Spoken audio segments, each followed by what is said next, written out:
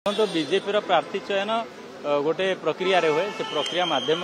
ठीक टाइम घोषणा हम कांग्रेस बीजेडी कौन कर किसी नवादवा ना शुणु यहाँ निर्वाचन कि राजनीति कौन गणित पाठ नुह जे 2+2 4 सेमती हुए ना एवं पूर्वथर पाई से जदि जोड़ीदेवे मो प्रार्थी ये पाई आमर ये मिसेदेले से सेमती हुए ना एक युक्त एक माइनस मध्य हो जापे शून्य मध्य हो जापे तेणुक से प्रार्थी जहाँ कथा कहते से कौ परिस्थिति से भोट पाई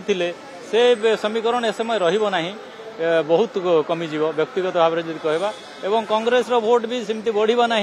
कहीं ये भारतीय जनता पार्टी सरकार हो जाए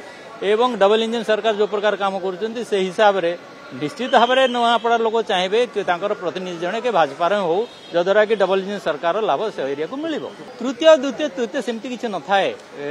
मुझे कहले गणित नुह जे तृतीय थी नेक्स्ट टाइम परीक्षा देले द्वितीय को आसो पंचम प्रथम श्रेणी को आसो सेमती हुए ना